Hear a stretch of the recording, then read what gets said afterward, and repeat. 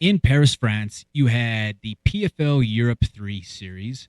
And in the main event, we don't really need to go through a big rundown of that whole card just because most of you probably don't know anybody's name or anyone from that card aside from the feature attraction that was in the main event.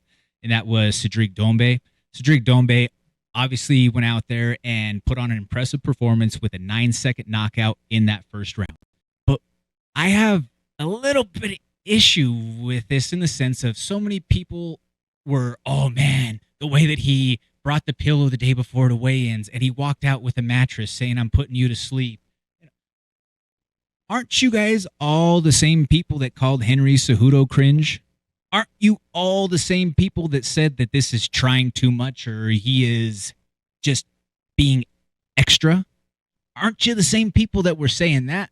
But then now the guy who, because it's the hot topic to say that he forewent the offer to the UFC after he failed his medicals. Mind you, the UFC did sign him initially. They released him out of his contract. He then, once he was cleared and able to participate again, signed with PFL for a lot more money. Hey, good business move on his part. But for all of those who were trying to say, oh, the UFC made such this big miss, well, they didn't miss, right, Miguel? They did sign him.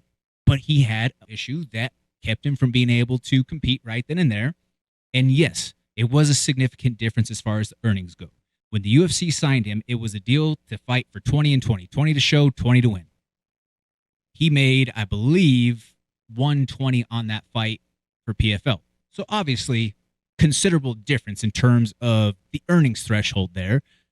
But again, it's not like the UFC completely missed or overlooked or passed up on him. Doumbé is a prospect that is worth keeping your eye on, but I, for one, am not going to crown him just yet. Again, it was a 9-second knockout. You don't really learn a lot about somebody from a finish that happens that quickly, especially when it's a 9-second knockout from a kickboxing world champion who, with 4-ounce gloves, I mean, if he puts leather on you, he should, in theory, be able to put you out, right? Like, he was a champion and a knockout artist in kickboxing, put 4-ounce gloves on his hands, should be able to knock you out, You're right? going out. You're going out. Yeah.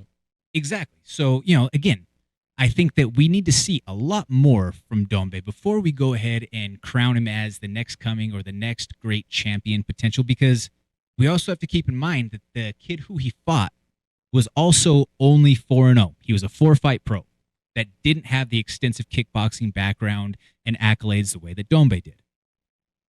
That's kind of comparables to when Alex Pereira came back and fought in the LFA, that one fight post-glory run before he got signed to the UFC. I mean, that poor guy that he fought was, again, respect to the guy for taking the fight, because very few out there, especially for that little of pay, would have agreed to step in there against Poatan. But that poor dude, for a couple $100, because he definitely didn't get his win money, he went face down, ass up for like 5 minutes. So, yeah, that's what we're talking about in terms of comparable or calibers of guys that they're facing in this early stage. What is Doumbé going to do when he has to go up against some of the upper echelon of that PFL welterweight roster and some of the guys who have a strong grappling acumen like Magomed Karamov? Those guys are going to present issues. As a whole, though, Doumbé went to the right promotion in that he doesn't have to worry about elbows. He came from Glory, where he was more of a Dutch-style kickboxer who didn't have to worry about a ton of clinch in the elbow game. He now goes to PFL, where the 170-pound division in large, with guys like Sabusai and all of them, they're a lot of kickboxers overall.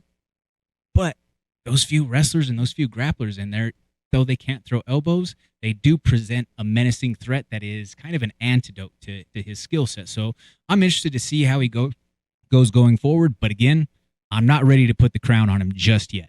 Thank you so much for watching. Please hit that like, share, and subscribe button. That helps us continue to produce this original MMA content and bring it for you every single week. Tune in to the MMA Plug presented by Fan Cave on 98.1 FM, Mile High Sports Radio.